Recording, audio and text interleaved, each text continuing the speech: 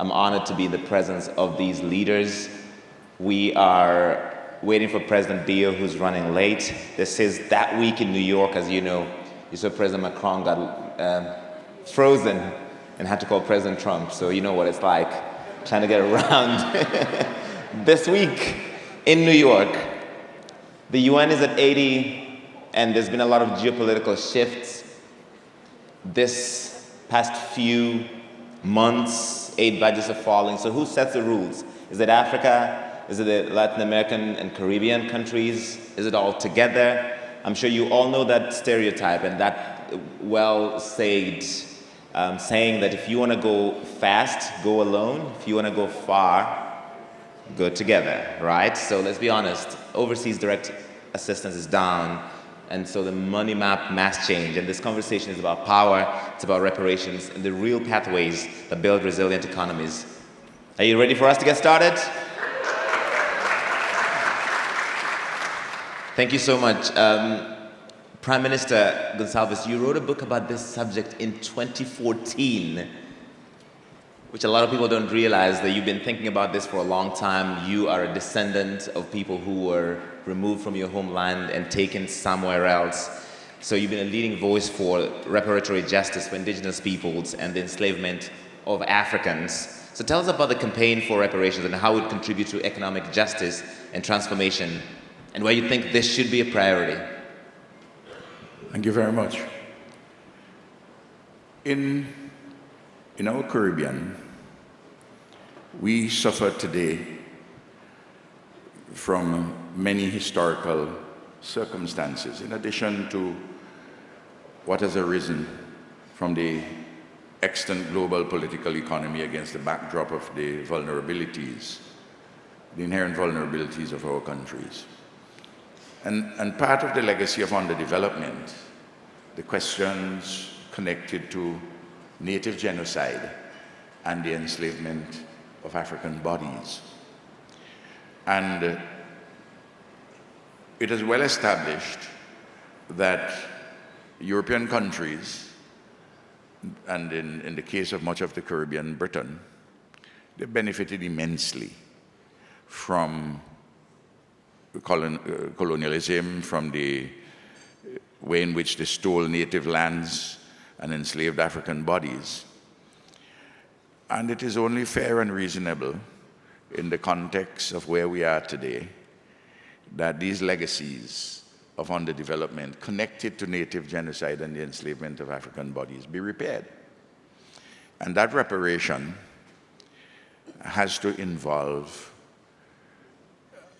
in addition to matters which are ideational and issues touching and concerning the, apologizing for these crimes against humanity, there's a real material question of providing resources to help to repair the legacy of underdevelopment connected to native genocide and enslavement of African bodies. The case for reparations is unanswerably strong and has been made by a number of persons, including from within Europe itself. And this campaign has started in the Caribbean in earnest in 2014, when I persuaded the Caribbean community to establish a Caribbean Reparations Commission and national commissions across each of the 14 member states of the Caribbean community. And we put forward a 10-point plan for reparatory justice. We have had small victories. We haven't yet come to the point where we can say that the mainstream in governments in Europe have accepted the necessity and desirability of reparations. But we are getting there, one day at a time. In any event, this is a great cause, and great causes have never been won by doubtful men and women. And we will get there, as the evangelicals say, day by day with Jesus. Thank you. Thank you, Prime Minister Gonsalves. He's optimistic, and that's good to see. Vice President Márquez is going to speak in Spanish. She will have translation. Sebastian will come up and translate for all of you who don't speak Spanish. Vice President, you traveled to 3 African countries last year. You've just come back from 4 more African countries. And the goal is to strengthen ties on matters of racial equality as well as defense of the environment. What priorities do you have in common with these African countries that you're focusing on now? What kind of areas of mutual concern do you have? And can you talk a little bit about what sparked this South-to-South cooperation? Muchas gracias. Buenos días. Quiero saludar a nuestro maestro Gonsalves y a todas las personas aquí presentes. Lo primero que tengo que decir es que siendo la primera mujer afrodescendiente que llega a ser la vicepresidenta de mi país, no podría gobernar en mi país donde hay más de 30 millones el 30% de población afrodescendiente, sin intentar reconectar a esta población con el continente africano. Entonces eso es lo que desde el corazón me ha movido a plantear dentro del gobierno una estrategia de reconexión entre el continente africano y Colombia, entre el continente africano, América Latina y el Caribe.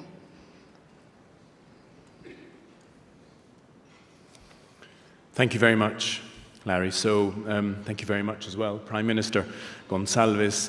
It's an honor to be on this panel with you, and thank you all for coming here today. The first thing I'd like to say is that, of course, as the first woman of African descent to become Vice President in Colombia,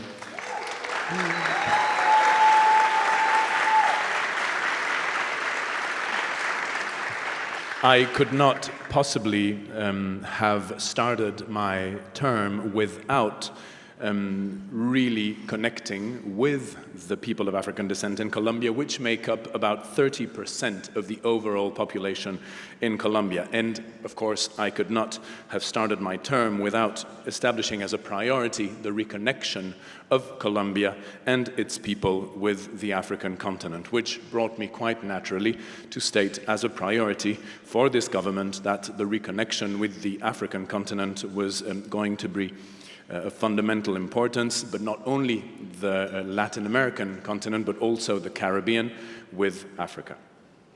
En términos de intercambio y de cooperación del sur-sur, lo primero que hemos establecido es el intercambio cultural, que es súper importante para conocernos. La historia que a nosotros nos enseñaron del continente africano es una historia de gente miserable, una historia de gente con la que los afrodescendientes no queríamos identificarnos.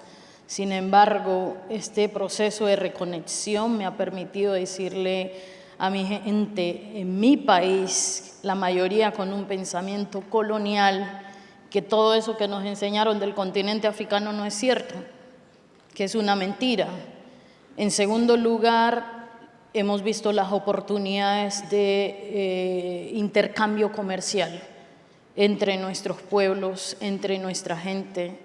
Y tengo que decir que he liderado un programa maravilloso que se llama Ella Exporta África para promover, en términos del comercio internacional, que las mujeres puedan ocupar ese espacio que ha estado, digamos, excluido para las mujeres en general de Colombia, pero de manera muy particular las mujeres afrodescendientes e indígenas. En segundo lugar, hemos discutido mucho el tema de la conexión que permita la movilidad entre los colombianos y los africanos, entre los latinoamericanos, caribeños y los africanos. Ha sido una sorpresa poder entender que para ir a cualquier país de África, desde Colombia, se toma 40 horas y toca ir por Europa. Entonces, el colonialismo hizo muy bien su tarea, a tal punto que las rutas que fueron la ruta de esclavitud, hoy no son la ruta de libertad. Y entonces hemos estado empujando que esa sea la ruta que nos permita volvernos a reconectar. Nos pasa lo mismo en el Caribe.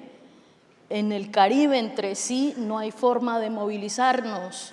A veces tenemos que ir a Estados Unidos o a Canadá para llegar a cualquier isla del Caribe. Así que la conexión aérea entre nuestros países de América Latina y el Caribe y el continente africano ha sido un tema de discusión en términos de cooperación.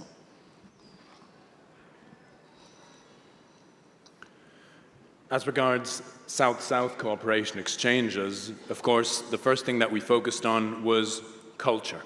We just needed to know each other better between the inhabitants of Colombia and Latin America and those of Africa. Of course, the history that we were taught in Colombia as people of African descent about Africa was one that was ridden with misery and that didn't give us any intention as people of African descent in Colombia to identify with the African continent. But as I started my training and reconnection with the African continent, I understood that this was all false. It was a misrepresentation of the African continent, and therefore I started really advocating on this topic as I moved forward. Secondly, the other thing that we are looking at is, of course, trade relations between our countries and our people. We are really promoting exports in both directions from South America to Africa. And we are promoting actually an international program that has won awards recently, which is called She Exports to Africa, which is geared at supporting women in their exports of goods and services from Colombia to Africa. The third topic that is important to mention, of course, is that of connection and mobility. Believe it or not, to go from Colombia to any African country, it takes at least 40 hours, and you generally have to go through Europe to do that, and the same thing happens in terms of connection with the Caribbean. And what we've been really seeking is to transform those formerly direct routes of enslavement that united South America with Africa and turn them into routes of freedom and liberation. Therefore, the connection not only unites the South American continent with Africa, but also the South American continent with the Caribbean.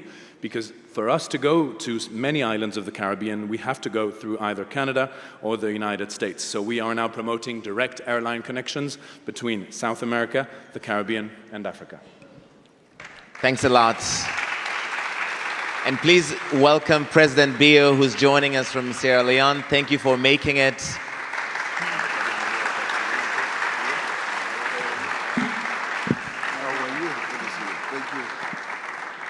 I wonder if President Bio had to call President Trump to get through traffic today.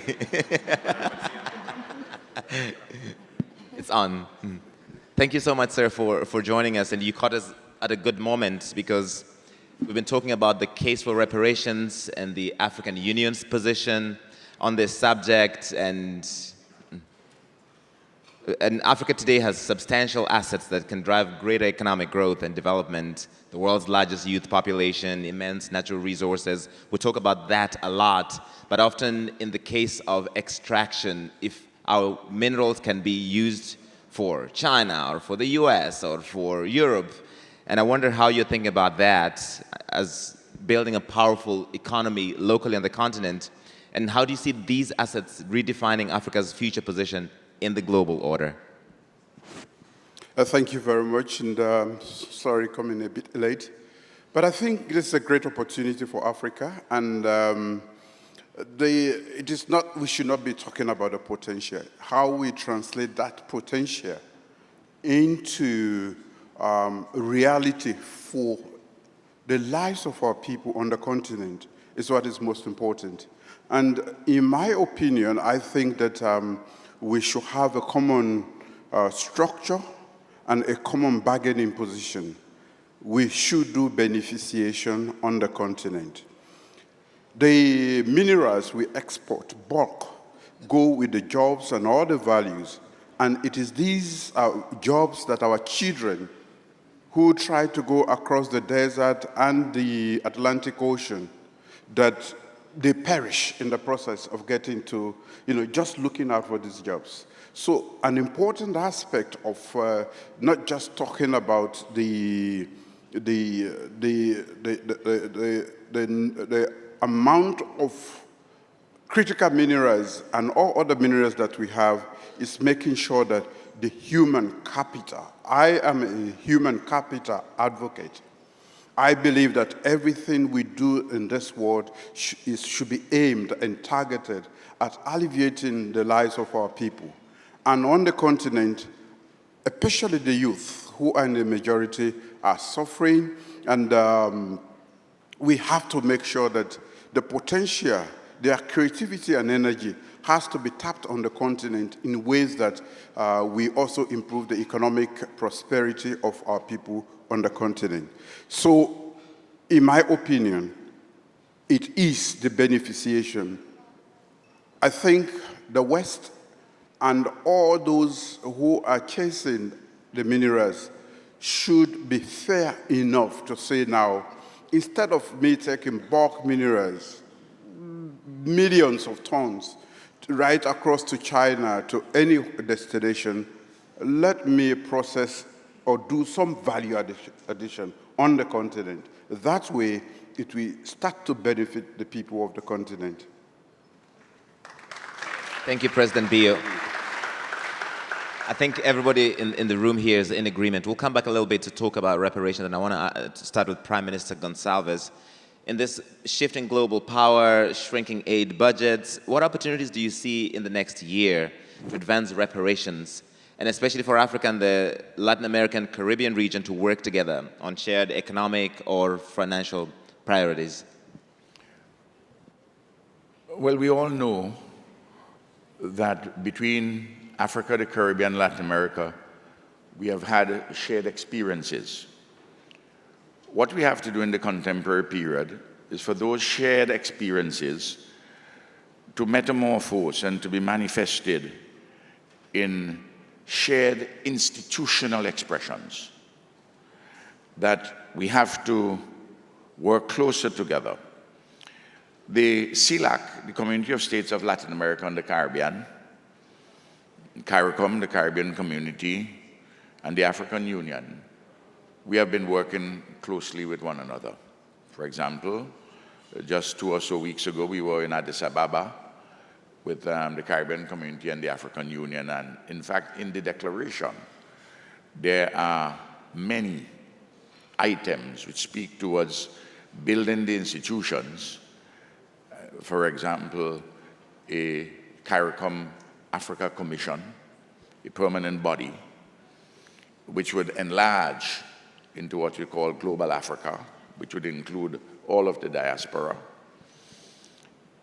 Then the Community of States of Latin America and the Caribbean.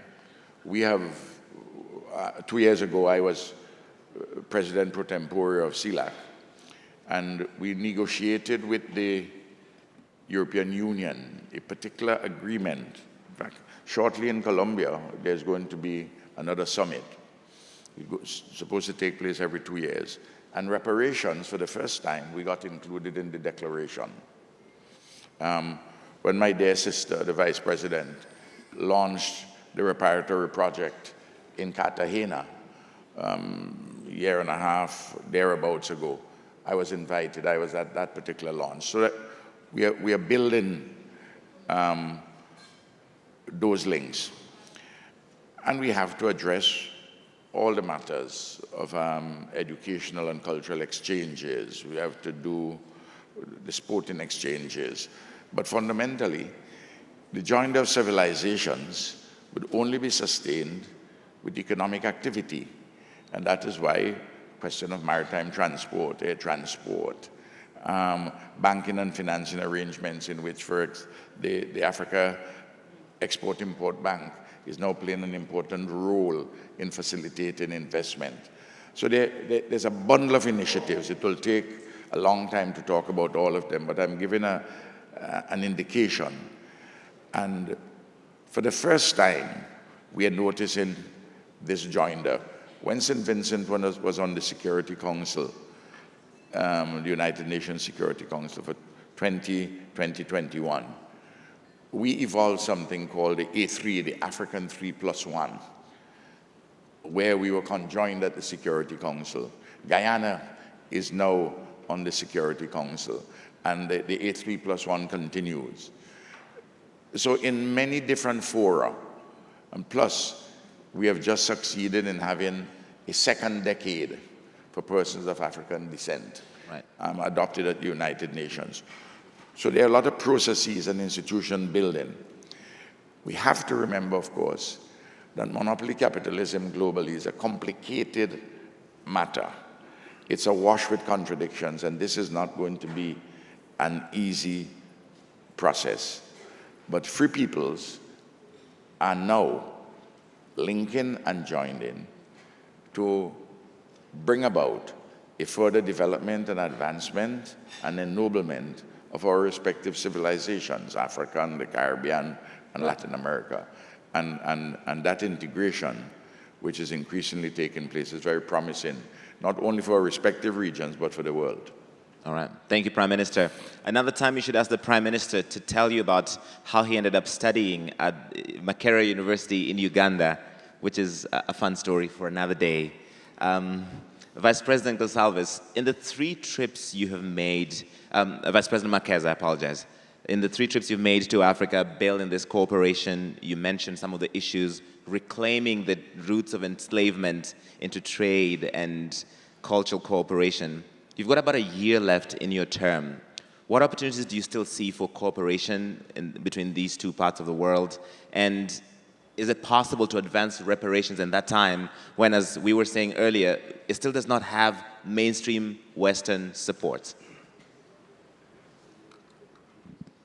Quiero decir que cada vez que vemos una acción en favor de las reparaciones es como una luz de esperanza que se siembra.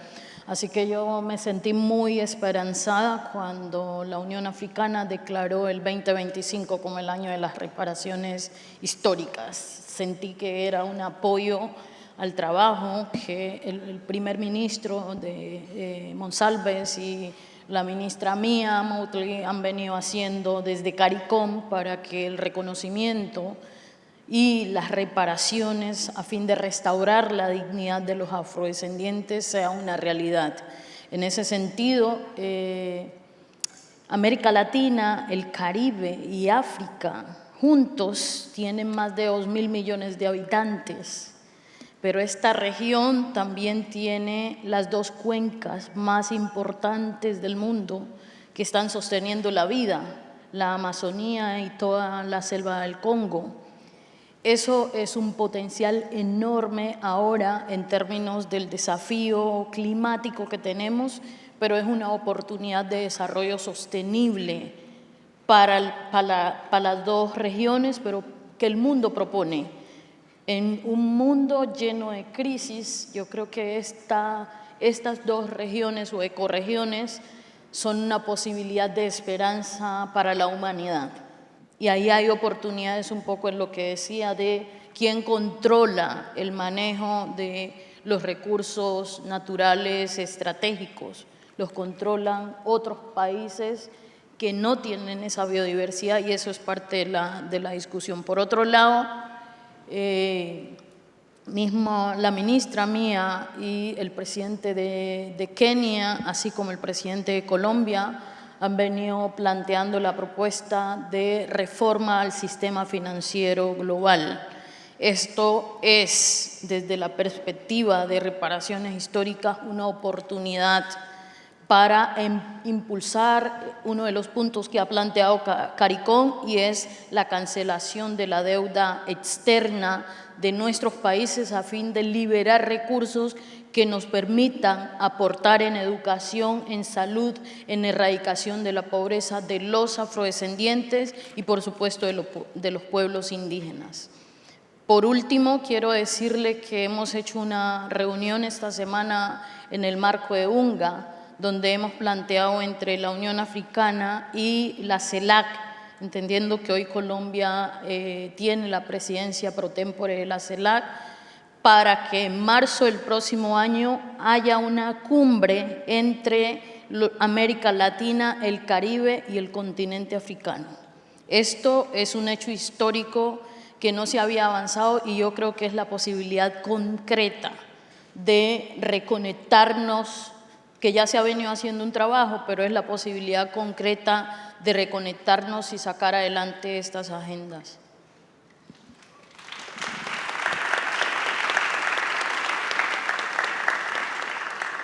You know, I would like to say that each and every time that a little step forward, a little action is taken in favor of reparation, it's like a beacon of hope for us. And I was particularly happy when I found out last year that the African Union would declare the year 2025 as the year of historical reparations, which it did. And this clearly was, among others, the result of the work of people like Prime Minister Ralph, Prime Minister Mia Mottley, and many others who are working tirelessly to fight for the dignity of people of African descent throughout the world. And of course, another very important topic when we look at the possible ties between Africa, the Caribbean, and Latin America is that we are also home to some of the fundamental powerhouses of life on the planet. And I mean the tropical basins of the Congo in Africa and the Amazon basin in South America, which are a wonderful opportunity to protect life and to foster sustainable development if we work closer together and all put our eyes on those regions. At a time where our planet undergoes a series of crises, those two eco-regions are a fundamental source of hope for the well-being of our community. And as President Bio indeed pointed out, this leads us to also rethinking the way our natural resources are managed, often extracted by other countries, while we should actually regain control over them in order to foster more opportunities. Prime Minister Mia Mottley of Barbados, President Petro of Colombia, and many others have therefore also pushed for a reform of the international financial system, including the possibility for foreign debt cancellations that would allow us to further invest in the health and well-being of people of African descent and indigenous peoples in our country. Lastly, just to finish, please allow me to mention, and I'm really glad to do that, that we had a meeting this week during UNGA of the African Union and CELAC, the Community of Latin American and Caribbean States, of which Colombia is currently the pro tempore president. And we announced that in March of next year, we will hold the first ever African Union CELAC Summit, which will indeed be a historical opportunity to finally address issues of interest between both regions and foster further reconnections between our hemispheres. Thank you very much. Thanks a lot. And finally, President Bio, there's two issues that are connected here about the reform of the UN and the African Union's push, the African push to have permanent representation at the UN Security Council, which even the UN Secretary General says is long overdue, but there's resistance to that. And in that environment, is it possible to get this African Union commitment to reparations and reparative justice in a world where the budgets are shrinking and you don't have, as Prime Minister Gonsalves said, you don't have mainstream Western support for this reparations conversation, Mr. President? Thank you very much. I think the African Common Position, which is asking for 2 permanent seats and also two seats in the non-permanent category, has long been stated through the Reunite consensus and SAT declarations. What needs to be done is for us to match our words with action. We talk about equity, we talk about fairness, we talk about the human beings being equal. But we talk the talk and we don't walk the walk. For 80 years now, Africa has been excluded from the permanent category of the Security Council. The decision as to how the architecture was created was taken in 1945, and the realities are so different from what we have today. I am chair of the Committee of 10 Heads of State and Government for on the UN Security Council. We have realized that it is extremely difficult, but because we know that we have the right, it's about equity, it's also about making sure that the decisions of the Security Council are legitimate in the eyes of people so that they can be accepted and implemented. We are pushing for these two positions, but yet there is stiff resistance. Lately, we have been pushing hard, and it has been accepted in principle among the P5 that Africa's demand should be considered and that it should be treated with urgency. But then we still have a long way to go. We have met in Africa, and we have what we call the reform model, the necessary steps for the next stage. And that is one thing that we have to present to the Security Council. When I was president of the Security Council last year, August, for the first time, the taboo subject of the reform of the Security Council itself, I actually took to the Security Council. In 80 years, nearly 80 years, the Security Council has never discussed that topic. So we are making progress. The P5 have accepted.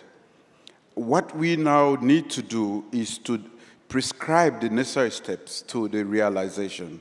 And I think that this is important. And for our friends, CARICOM, Latin America, this is our time.